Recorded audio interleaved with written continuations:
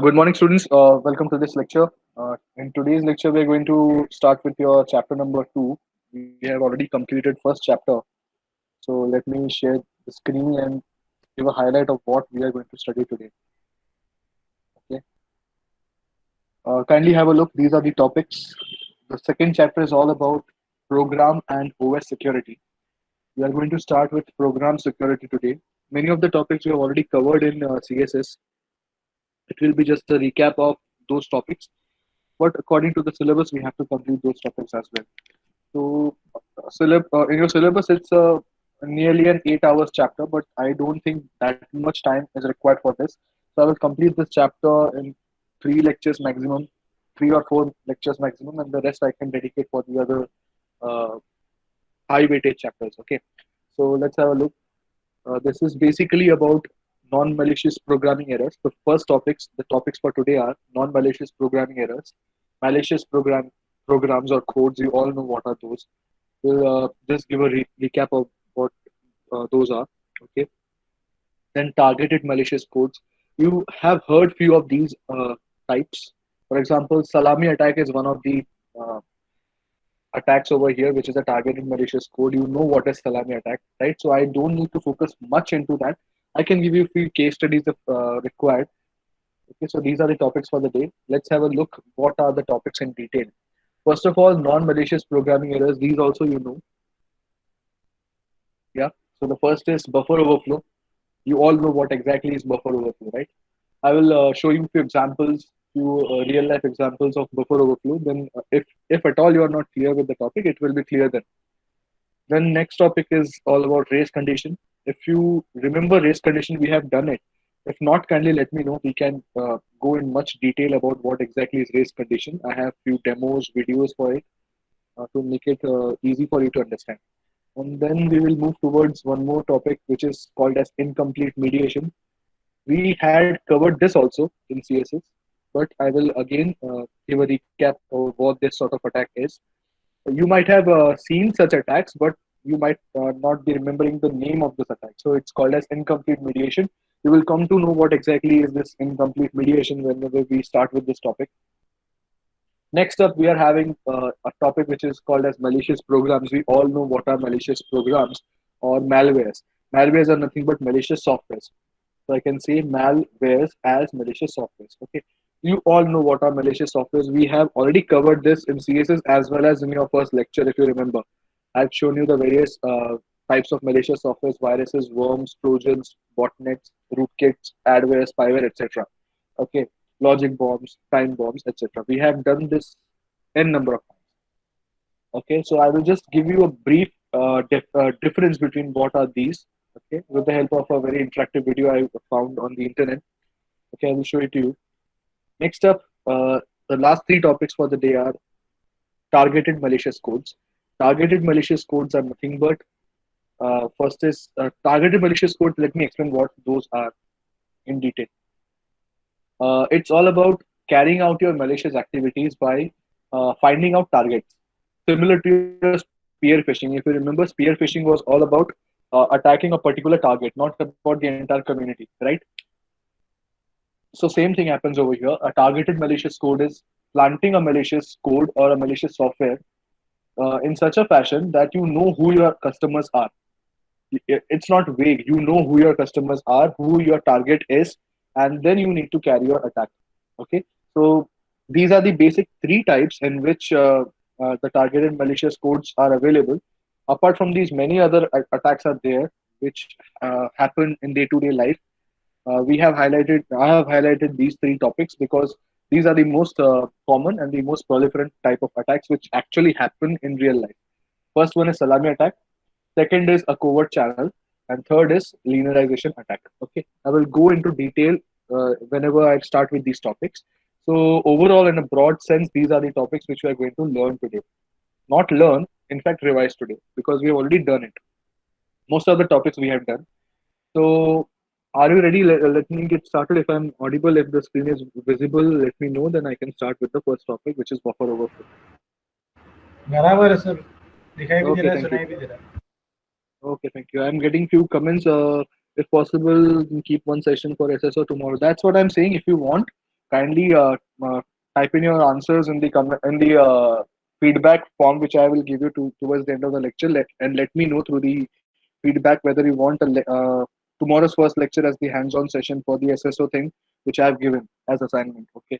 The video is basically video self-explanatory here. You can understand what exactly the things are. But in case if you want me to go through it once again, we have tomorrow's lecture available. If possible, you can keep it as a hands-on session on single sign-on. Okay, so you can complete your assignments during that 1 hour. 1 hour is enough, I guess. Just be prepared with all the softwares required. You require 2 3 softwares I have already mentioned. One is Composer. You might not be aware of the software Composer. If at all you are knowing about it, then well and good. Download the software Composer, install it using your command prompt. Then you would be requiring XAMPP software, okay, for your local host. Apart from that, Python you might be already having, PHP you might be already having inside XAMPP only. Okay, so these are the basic things, and one text editor. That's all is required. Sublime भी होगा सबके पास. If not, you can even use Atom or best होगा Notepad++, whatever you wish. So be ready with the software. If you're able to do it on your own, then it's well and good. No issues with that. If not, and if you require me to conduct a session as in it will be simply a hands-on session where I will keep on installing the things, and I will also follow the same video. Okay. So I got that video. It's very good. It's actually used to create your own single sign-on architecture. You can use that in your projects also, in your final year projects, in your mini projects, whatever. That's why I have opted for this, because you might be having multiple users login uh, into your project. So for that, you can create a single sign-on architecture for them. Okay. So I will try to keep the assignments in the similar fashion. I will try to keep it as practical as it could. Okay, B. Okay, Dhwani, I will check it once. Even I have hosted it. If possible, I will again do it from scratch and see if it works out. If not, then I can think of any other alternative. Okay, you have time till Sunday, so no issues. Okay, so let's start with today's lecture. First topic is buffer overflow. Okay. So, what exactly is buffer overflow? What exactly is a buffer? Can anyone tell me? You all know what is the theoretical background. Can anyone give me an example of from a real life example, basically? Real life or programming example, anything will do. Buffer overflow. Sir, basically it is that part when the program is occupying the buffer and the adjacent memory locations. मतलब वो buffer तो भर ही देता है, उसके आजू बाजू की भी सारी memory locations fill कर देता है. Okay. So what could be the drawback of this? HTML language में था sir. No, it's okay. What could be the drawback of this? System slow down हो सकता है sir. दूसरा फिर adjacent memory locations के data को affect हो सकता है. Okay. Okay. Then is it malicious or non-malicious? I've written it inside non-malicious, but can it be used maliciously? वर्ता try sir, देख सकते हैं. It can be. Basically, why I have written why these topics are present inside non-malicious programming errors, because these are actually programming errors. That is, they are unintentional, or we can say non-intentional. Unintentionally, the programmer may end up having a program which may have some vulnerability that could be exploited by any hacker or any attacker. That's why it's called as non-malicious programming errors. The term error itself tells you that it is unintentional and it has creeped in because of some programming error or because of some ill practiced logic. Okay, because of some patches which were required, and the program basically is not updated. Because of that, it might end up having some errors which could be exploited by the attacker or by the hacker. So let's see what is the example. A very common example which we actually use nowadays. Let me show you. Okay. See this image. It's visible, right? So basically, this image is all about uh, a buffer. Buffer is nothing but a space, a temporary storage space. Okay. So this temporary storage space stores the inputs, whichever input the user provides. Okay. In case you have stored limited amount of you have reserved limited amount of space for the input, but in case the input overshoots that limited space, then what will happen to the extra data? Okay, that extra data may end up at any particular location present inside the buffer, or it may end up to the adjacent location which might not be free. In such a case, what can happen? Whatever data is already present inside that location, that memory location, can be overwritten by this extra data. Similar thing is being shown over here. Okay, for example, the system expects a password of 8 characters. Okay, it expects the users to enter passwords of maximum 8 characters. Obviously, 8 characters is a very short input. So this is basically the vulnerability of the program. You can't expect the user to enter exactly 8 characters or maximum 8 characters. The user can have passwords more than 8 characters, right? In fact, it is being advised to have longer passwords. So in such a case, this is nothing but an error that the programmer has done. So in turn, what can happen? If the user enters a password which is having length more than 8 characters, the extra characters, in this case, the bits 1 and 2, the bytes 1 and 2, these are overflown. And where these data go, this data actually writes the adjacent memory location, which in case might have some already existing critical system information. So in that case, what happens? There are many possible things that could happen. This could result basically from inputs that the user has entered, which has overflown the memory space. So at the end, what may happen? The system may behave unpredictably. The system may give out some output which is not intended, or the system may give some incorrect results, or as a whole, we can say the system may crash. So these are the general implications of buffer overflow. Okay, is it clear? I can show it more technically with the help of an entire code. Okay, if you wish. So this is what happens if there are any programming errors or any flaws present in the program which could be exploited by the attacker. So now, can you tell me how this particular code can be exploited? How this particular algorithm, whatever it is, can be exploited by the attacker? Any idea? For example, now the attacker has already tried entering any value on the website, entering any password on the website, and he has come to the conclusion that the server can accept only 8 characters of password. Now, what can the attacker do to exploit this situation? Any idea? I'm talking about a website. Okay, I'm simplifying this entire scenario and I'm taking an example of a website. This basically is not a website, it's basically about a program. Okay, so I'm simplifying it in terms of a website and trying to give a real life example. Brute force, okay. Because it's not only about a password, I'm just giving an example that there is a text field, input field, where the user needs to enter some value. It could be password, it could be date of birth, it could be your name also. Okay, so we are just bothered about what exactly happens to the extra data that the user may enter. So, for example, the user has come to know, the attacker has come to know that only 8 characters can be accepted by the server or by the program. What the user can do is, what the attacker can do is, he or she can send some malicious code along with those 8 characters. So basically, after this password, instead of that 1 and 2, I can send any instruction. Or for example, if it is a C program, I can send any C language code, any C instruction to delete a particular file. You're getting what I'm trying to say. Basically, the extra character could be any malicious piece of code as well. So the same thing is happening over here.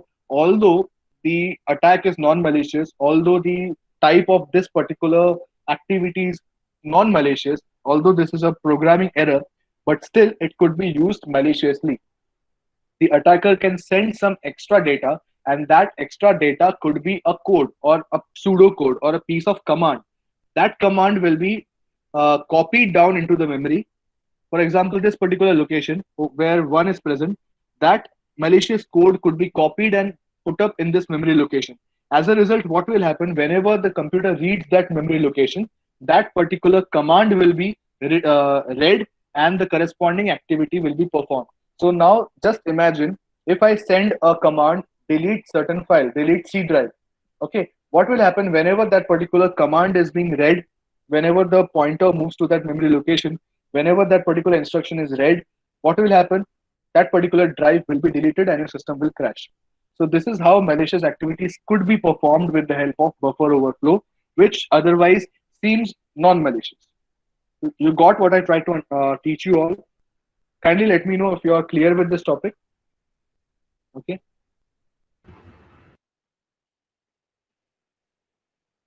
Okay. Okay. Thank you. So let's just continue with this only. Okay, just read it once. Yes, Sagar, that is the point I'm coming to. How could we stop or how could we restrict buffer overflows? Okay, just have a look on the screen. I'm going to that part only now. What is buffer overflow and how does it work? We already know now that buffer overflow, a buffer is basically a temporary area for data storage. Okay, so basically when more data is entered using that input or input tab or text box, then that extra data basically overflows. And that extra data could go into any particular memory location which is free, or it can move into any adjacent memory location. Clear? So we can even send some malicious code using that extra data, which can basically go into the memory location and corrupt the entire system. That is what we call as buffer overflow. Okay. So how does it work and how actually attackers carry out the attack? I've already shown you, I've already told you how we can do it, how we can cause a malicious activity using such a non-malicious programming error, right? It comes in two types. In exam, you have to write it for a 10 marks question, right? So you have to write it in this fashion. First of all, explain what is buffer overflow. How is it non-malicious? Explain that. Okay. But how it could be misused maliciously, that also you have to explain. I've already shown you how you can explain that. You can explain this particular slide if you wish, and then you can come back to the types of buffer overflow. It basically consists of two types. First is heap based, and the second is stack based. Okay, these are data structures used to store data. You already know what is a heap, what is a stack. So these are the two types. You can read it once again. Heap based are difficult to execute, whereas stack based are easy to execute. You all know stacks basically depend on push and pop operations, so it is easier to access a stack as compared to a heap in this case. So it is easy to hack a stack based buffer as compared to the heap based buffer, and it is more common among the attackers or the hackers. The stack based is more common among the hackers as compared to heap based. Okay, so this was all about the type. You can go through it once. Now I'm coming back to the restrictions, how we can restrict such kind of an attack. This you have to understand properly, because at the end of the day you are going to stop the attacks and not actually carry out the attacks, right? So how to stop a buffer overflow from attacking applications? First thing, very important, avoid using library files. I know it is not obviously possible for everyone, but still try to avoid using library files. What do I mean by this? For example, if you are using any library, it could be any Java, C, C++ library, whatever, Python library, etc. Library files are basically consisting all the or it's basically a collection of programs or codes. Okay, so what can happen is if any library file is insecure, if any library file itself is vulnerable, what may happen? Whichever application is reading that library will also become vulnerable. As a result, what will happen? The attacker may get an entire set of files or entire set of programs which he or she can easily attack, right? So stop or avoid using library files. Try to create your own libraries or try to create from scratch. I know it's very difficult. Even the best of the programmers don't rely on self-made codes. Even they end up using pre-built libraries. But still, you can try avoiding such library files, which may seem vulnerable or which may seem what you can say compromisable. So in such a case, try to avoid using library files and stick with your own library files. Okay. Next up, filter the inputs. This is very important. Sanitize the inputs. Whatever data you are receiving, we have already seen this when we covered SQL injection and cross-site scripting. Sanitization is very important. Whichever data you are reading, take that data, sanitize it, and then send it to the backend, right? So you can't directly copy the data, you can directly send the data, you have to process it. That's why we have the middle tier in between the front end and the backend. Okay, we have that software engine, we have that SQL database or SQL engine, which actually does some kind of processing on the data. So basically, what you need to do is you need to do some changes to your programming code. You already know what I'm talking about. For example, you have to convert the special characters into their Unicode variants, okay, and then send it to the backend. Whenever the backend receives the piece of information, they will again strip that Unicode and convert that into its original form. For example, uh, uh, apostrophe marks, for example, less than sign, greater than sign. These are all special characters. So using these, scripts can be sent out by the attacker. You already know what I'm talking about. You can see in your test yesterday. I had given a question: which are the scripts which are most vulnerable? Basically, Java scripts are most vulnerable. So the attackers can create or craft Java scripts which may be malicious, and they can send that using a text box. So the server should be able to sanitize those inputs properly. They should be able to remove or get rid of those special characters, less than sign, greater than sign, ampersand, apostrophe, quotation mark, etc. properly. Okay, and then only it should be received by the server. Otherwise, if they are read as it is, they can be interpreted as a single piece of code or instruction, and they will be uh, compiled and executed by the backend, and it may cause an error, or it may even crash your database, or it may even crash your server. So you need to sanitize those inputs properly, right? You can restrict the user from entering these values. Whenever the user enters a particular special character into the user into the input box, a prompt can be sent out that you can't use special characters, use simple language or whatever, right?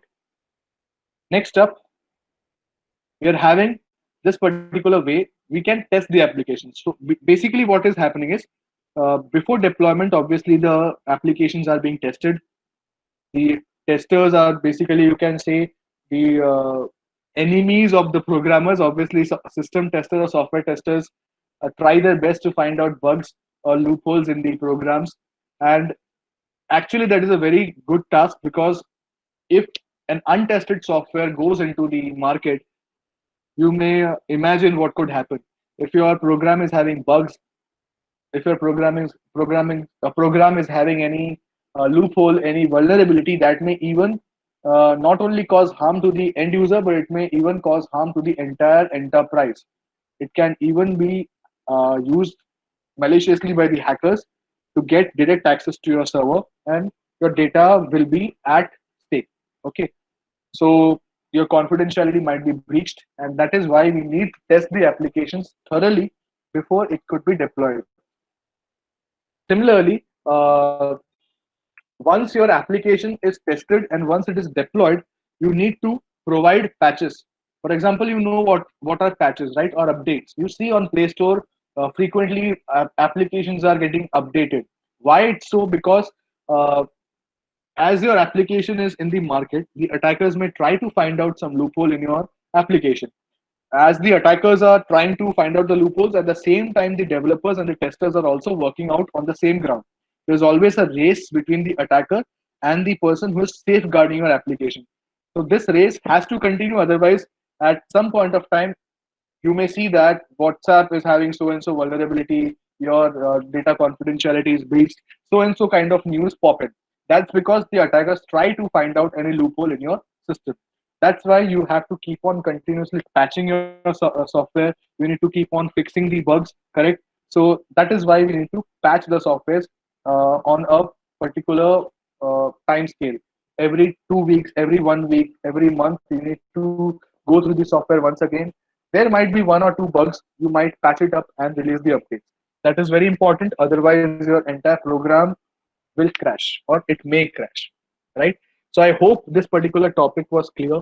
Buffer overflow, I took a long time explaining this concept, but I guess this is clear to you now. Kindly let me know if I could move ahead. Yes, sir. Okay, thank you so much. Let me tell you, C and C++ is most vulnerable to buffer overflows because it's having functions which do not effectively check for boundaries. Java is comparatively stable as compared to C++. C is most vulnerable. So whenever if you wish to check any particular buffer overflow demo on YouTube or somewhere else, you will end up with a program developed in C only or C++ only because it's really easy to demonstrate a buffer overflow attack with the help of C++ program. Okay, we have practicals on this. We have a software tool called as Flaw Finder, with the help of which we can find flaws in any program. It will tell us whether that particular program is prone to buffer overflows or not. We are having practicals in our subject. If possible, after your entire theory part is complete, I will try to start with the practicals. We have been instructed to complete the theory by August or first week of September. I will try to do it, and after that, I can start with the practicals. Okay. So your practicals can be done virtually from home, so no need to visit your college physically. We can do it from homes. So let's see if it's possible. I can carry out with the practicals also, or if required, I can provide you the videos. I have already uploaded those videos on YouTube, so you can check those. Okay. So let's get started with the next topic. We have done buffer overflow, and the next topic is race condition. So let me show you this particular topic with the help of a video. Okay. Let me know if the audio is not clear. I can pitch in between and I can narrate it the entire time. Okay. So let me know. I'm starting with this particular topic, race condition. You have seen this. I guess audio ka issue hoga. So let me narrate only. This is basically a condition. This is basically a topic you might have done in your subject in your college. Let me know if the audio is not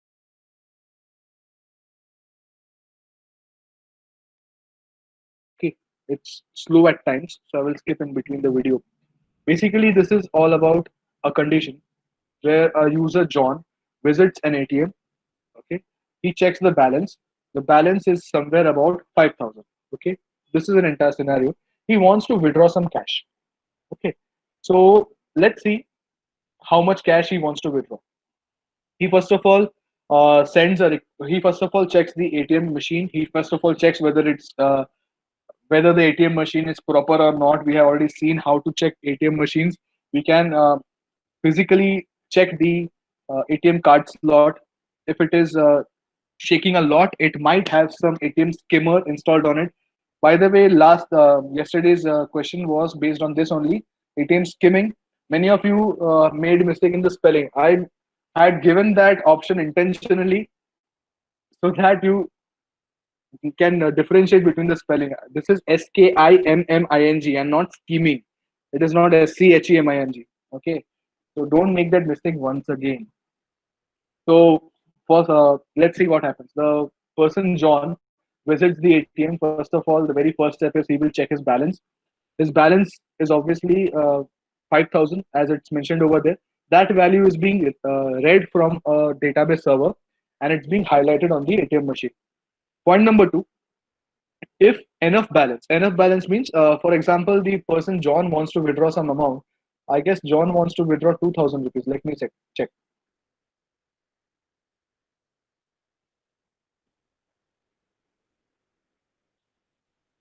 Okay, let me give you the entire scenario first. Yeah. So check this diagram now. John reads the balance. Okay. Now John wants to withdraw 2,000 rupees from the ATM. So if the balance is more than what John wants to withdraw, in this case, John wants to withdraw 2,000 rupees and the balance is 5,000. So obviously point number two is valid. Then what will happen? Balance will be the new balance, that is balance minus withdrawn. Withdrawn in this case is 2,000. So the balance right now should be 3,000 rupees. Clear till now? On the left hand side, I'm talking about the blue colored box. Now let's see the right condition, that is the red colored box. What is happening? A friend of John, I guess John had requested some money from a friend of his. So what happens is that friend wants to send some money to John. So in that case, what happens? that friend also is parallelly doing the same transaction. Just imagine if the two transactions are going at the same time. Okay. First of all, John has withdrawn some money, 2,000 rupees from an ATM, and at the same time, coincidentally, his friend also reads John's balance. He also gets the same value, 5,000. Why not 3,000? Can anyone tell me? John has already withdrawn 2,000 from his account, but still, the friend of his is getting the balance of John as rupees 5,000. Why so? Correct. The fourth step is still pending. You can see that it's not written in bold. The balance has not been updated yet. Okay. So now what happens? Second step is again the same thing. If enough balance in Mac. Now John's friend's name is Mac. Okay. So now Mac will check whether he has the same amount. He has, for example, he wants to deposit 3,000 rupees if I'm not wrong. So what happens? Mac will check. Basically, Mac's account will be checked whether he has 3,000 rupees or not in his account. If it is, sorry, 4,000. If he's comfortable, if he's having 4,000 rupees in his account, then step number 3 will be done. That is, 4,000 rupees will be deducted from whatever amount Mac has in his account. Okay, so that 4,000 will now be transferred to John's account. So now, ideally, what is John's balance? You can see that right now, no update has taken place. But just imagine if Mac's update happens first. Okay. In this case, John's update is happening. Okay. Just take this scenario. Ideally, what should happen? Ideally, first of all, John has withdrawn 2,000 rupees. Okay. So the balance is 3,000 left. On top of it, Mac has transferred 4,000. So ideally, John's balance should be 7,000. But now, what is happening? Because Mac has already read the balance as 5,000, okay, and he is adding 4,000 onto it. So he will update a value 9,000 as John's balance. Are you getting what I'm trying to say? Instead of that 7,000, which should be happening ideally, it is now 9,000 because Mac has read a value which was actually an older value. Why? Because John's system has not updated the current balance yet. That is what we call as a race condition. So just imagine, final amount must be 7,000 rupees, but at the end, what is happening? It is highlighted as 9,000 rupees. So in the whole process, the extra 2,000 rupees, where does it go? The bank has to bear the loss, right? Because John's updated balance now will be 9,000. It actually used to happen. It is a real life scenario. It actually used to happen. Sometimes when you are withdrawing some amount from your ATM, by mistake, without even dispensing the cash, the ATM would actually say that so and so rupees has been dispensed from the ATM machine. It actually used to happen before. Right now, it doesn't happen because of improved software systems at the back end. So you understood what exactly this situation is all about. This is what we call as. हाँ बोलो. एक चीज है, पैसा तो John ने निकाल लिया, मतलब 2,000 he has in his hand. So even if the numbers are updated, the money in the account still remains 7,000. No, see, Mac has read the balance of John as 5,000, right? So that is only a number term ना, पर अभी देखो अगर आप देखने जाओगे तो उसने ट्रांसफर 4,000 किया, उसके अकाउंट में निकाल के 3,000 था, तो एट द एंड तो 7,000 ही पैसा है, खाली नंबर्स दिखने में 9,000 है ना. होना चाहिए. एक्चुअली व्हाट हैपेंस इज कि जॉन ने अब तक अपडेट नहीं किया. Before John updates, if Max update happens, then server पे 9,000 दिखेगा instead of 7,000. You are getting what I am trying to say. 5,000 में से 2,000 निकला, बचा 3,000. जॉन का अभी भी अपडेट हुआ नहीं है, उसके पहले ही मैक का अपडेट हो गया. समझ रहे हो? हाँ सर, डाउट मतलब सर, हाँ मतलब बेसिकली अमाउंट उतना ही होगा घुमा फिरा के. फिगर जो दिखेगा on the screen, it would be 9,000, but actually वो 7,000 ही है. Correct. Okay, that was my question. Thank you. या welcome. So basically, this is what we call as inconsistency. Data भले ही एक के पास सेम है, एक को 5,000 दिख रहा है, एक को 3,000 दिख रहा है. Why is it happening? Because of late updates. One server is updating and the other server is not updating. That is why the inconsistency of data occurs. At the end, दोनों के पास उतना ही amount आने वाला है. Mac will get 4,000 deducted from his account. John will get the 2,000 from his account withdrawn. Okay. At the end, that is only what is going to happen. But there might be a slight confusion from the server's end because of that incorrect, we can say, updates. This actually used to happen before. Abhi nahi hota hai because of timing issues. Joe value, John is reading the same value Mac will also read because now servers are so updated, servers are so modified, right? Any doubt with this race condition topic? Kindly let me know. Okay. Okay. This is also known with some other name. I will let you know. Kindly check over here the full form TOCTOU. If you remember, मैंने कराया था ये. Yes, sir. क्या है? Time of check to time of use. Correct. Time of check to time of use. Basically, time of check, you can imagine whenever the person is reading the balance, it is time of check. Okay. And whenever the person is updating the balance, it is time of use. So the time gap between time of check and time of use is called as a race condition. Why? Because, for example, I am reading a value. If it is not consistent, I may end up reading an old value. That is what is happening in the case of this person, Mac. Mac's server is reading a value 5,000, which should have been 3,000, but it instead reads a value 5,000. So that is why all the confusion creeps in. That is what we call as time of check to time of use. But how can this be exploited maliciously? Any idea? How can this vulnerability be exploited maliciously? Sir इसके अंदर जैसे एक resource के लिए दो already मतलब लोग access करना चाहते हैं तो even the attacker can join in the Q मतलब लाइन में बीच में सर वो मलिशियस एक्ट्स कर सकता है मतलब सारा मनी विड्रॉ कर सकता है या फिर सर्वर पे अपडेशन जो है वो इशू करा सकता है sir. Correct. This is actually what used to happen. Instead of Mac, just imagine there is an attacker. The attacker can also carry out the same process. Yes or no? Mac is a legitimate user. He wants to send some amount to John. But just imagine that there is one more attacker, Charlie, who doesn't have clear intentions, who doesn't have nice intentions. Charlie wants to withdraw some amount from John's account instead of depositing some amount. So basically, this particular confusion can be exploited by any attacker by carefully planning the attack and carefully planting the attack with the help of bots. Why bots? Because you can see uh, all this transaction happens within few milliseconds. So it is not feasible from a human's point of view.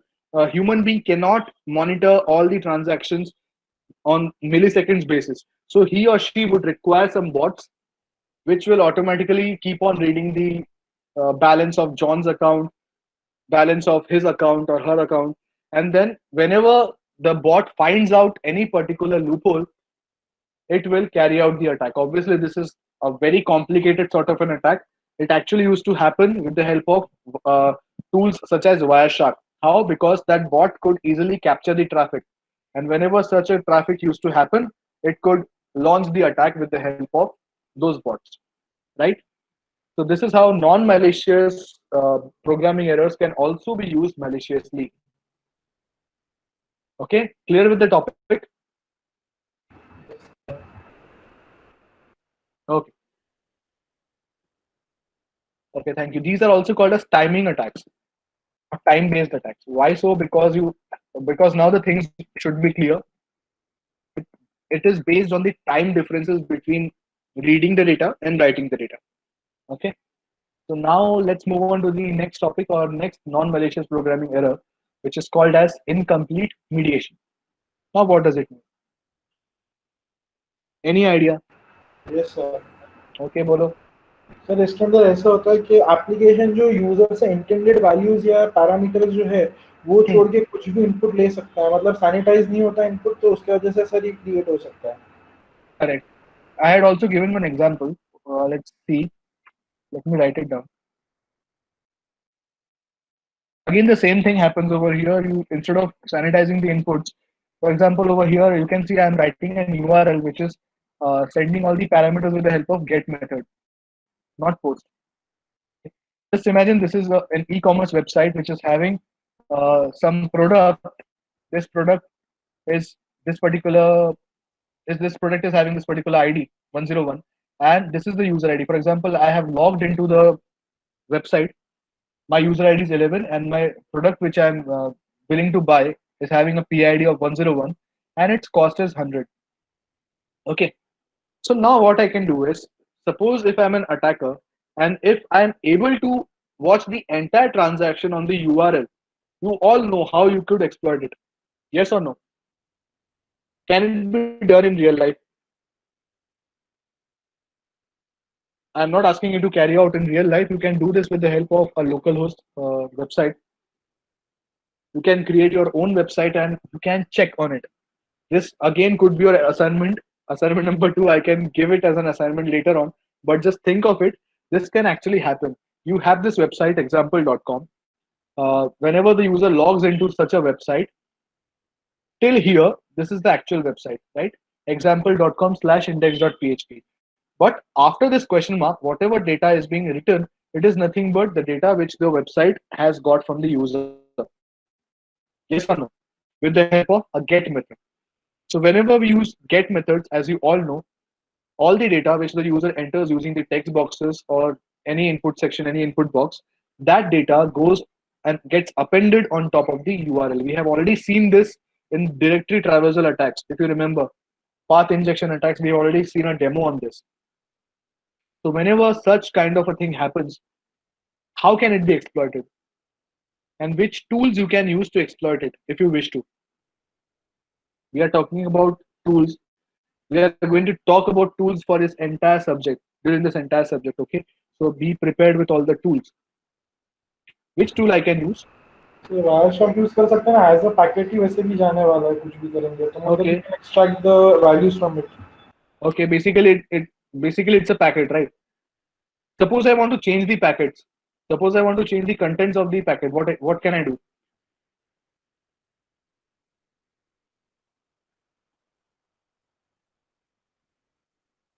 Yes.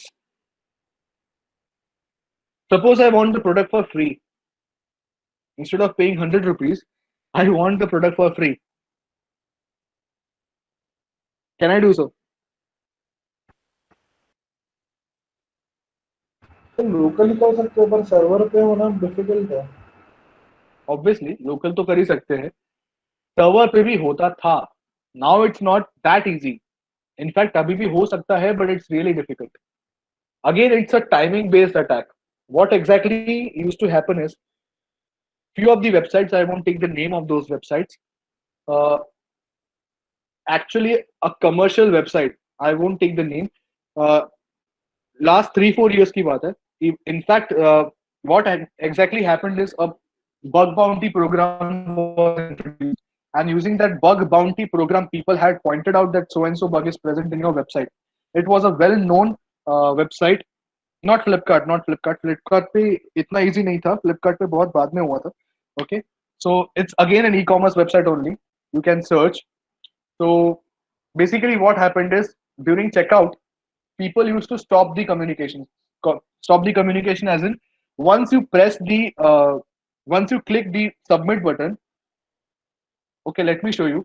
Once you click the submit button over here, before the page actually loads, you can stop it, right? The same kind of thing used to happen before you actually send the data. Once you press submit, for example, मैंने यहाँ पे download पे click किया. Once I press submit, the data gets appended on the URL, and once before it reaches the URL, you can stop the communication. This basically was possible in slow networks. Why slow networks? Because data जाने में time लेता था slow networks में. So as a result, what happened? ये vulnerability was founded. This particular vulnerability was found by few of the ethical hackers. They came up with this particular notion that on slow networks, when we press on submit or when we press on that particular buy button, it actually takes longer time for the data to reach the server. As a result, what could happen is, before actually the data reaches the server, people used to block the communication by clicking on this cross button. As a result, what could happen is, you see over here, this particular data is shown on top. Just imagine that your entire data is mentioned on top, so and so user ID, so and so. For example, let me copy this. You can imagine if this is visible on your URL, something like this, and if you are able to change the contents from 10 to 0 and then press enter, just imagine this is going to some uh, particular website. Okay, so just imagine what could happen. You are sending the data, the backend present, uh, the database present at the backend would read your user ID is 11, PID as 101, and cost as 0 instead of 100. So this was a very major drawback or very major vulnerability present on that website. It was a shopping website. They came out with a solution after a while, and in that meantime, loss of approximately a few, what you can say, thousands of dollars had occurred on that particular website.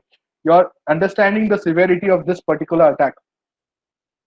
कोई किसी ने imagine नहीं किया होगा कि slow networks पे ये attack possible हो सकता है, but it actually happened. You understood this demo, how things work. Instead of that 100, if I change it to 0, this was possible before. It is not possible now. Because now proper sanitization is done, proper checking is done, whether whether the particular user is able to log in properly or not. Nowadays, we don't see get methods being used in such websites. If anyhow you see any such parameters being highlighted on a website, try to avoid using that website, whichever website it might be. It might be Amazon, it might be Flipkart. If you see any such thing happening on such a website, kindly report such an issue to the website. You may basically end up getting some rewards from the website for highlighting those bugs. It might be a bug. Okay, so you can take part in bug bounty programs without being legally penalized, because bug bounty programs are actually being advertised so that you can check their websites and find out any bugs. Okay, many of your seniors have found bugs in various websites and they have got appreciated or rewarded. Okay, so any doubt so far? Are you clear with this? We have so far completed 3 topics. Okay, non-malicious programming errors, buffer overflows, race conditions, and incomplete mediation. Okay. Okay.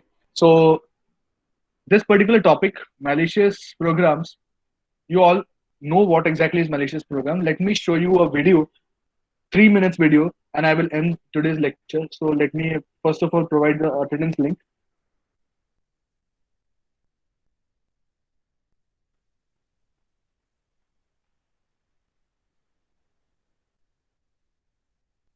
So kindly fill up the attendance first, and then I will play this particular video of 3 minutes.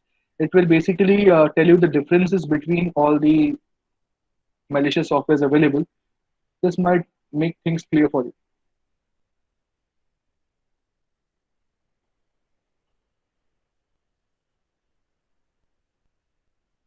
And kindly let me know if you would require a hands-on session tomorrow for this single sign-on. Okay, so let me play the video.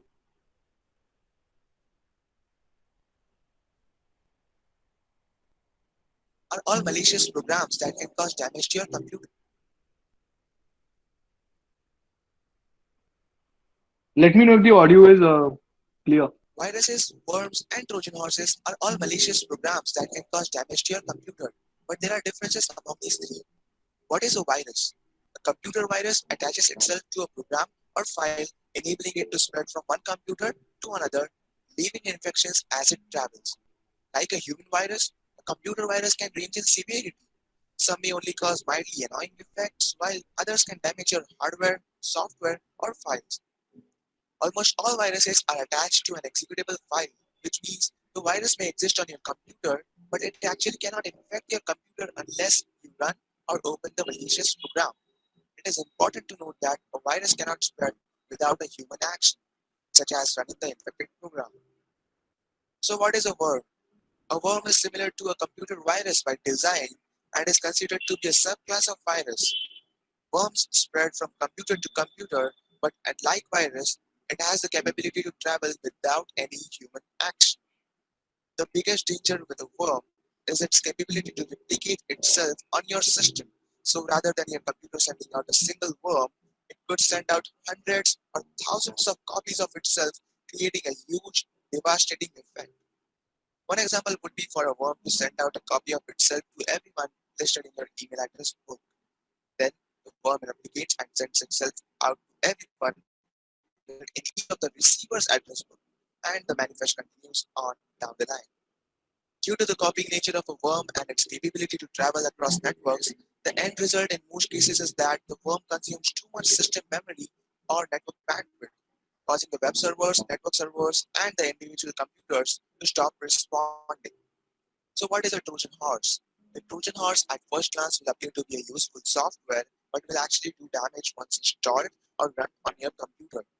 Those on the receiving end of the Trojan horse are usually tricked into opening them because they appear to be receiving legitimate software or files from a legitimate source. Some Trojans are designed to be annoying, like changing your desktop, adding silly active desktop icons, or they can cause serious damage by deleting files or destroying information on your system. Trojans are also known to create a backdoor on your computer that gives malicious users access to your system, possibly allowing confidential or personal information to be compromised. Unlike viruses and worms, Trojans do not reproduce by infecting other files, nor do they self-replicate. So, So I hope this was clear. I will share this video with you all. Basically, this was all about the differences between a virus, worm, and Trojan. Viruses need some host. Worms don't require host. They can keep on replicating on their own. Similarly, Trojans behave as some non-malicious, harmless product, harmless software. But once you execute or once you activate that Trojan, it can cause a lot of harm to the particular resource, to the particular what you can say host, right? One more thing, although worms look very what you can say worms look harmless, but they can eat up your resources very quickly. I've already told before also that even a single notepad file, if it gets clicked hundreds or thousands of times, whatever high your RAM may be, it might end up all the resources. It might eating up all the resources very quickly because it can keep on opening all those notepad files within seconds or within milliseconds according to the logic, okay, of that particular program. So any doubt about the about all other malicious softwares? Because I guess I have already told you which are the various malicious softwares that can cause harm to your machines. Okay, so I guess we have already covered that in our first and second lecture.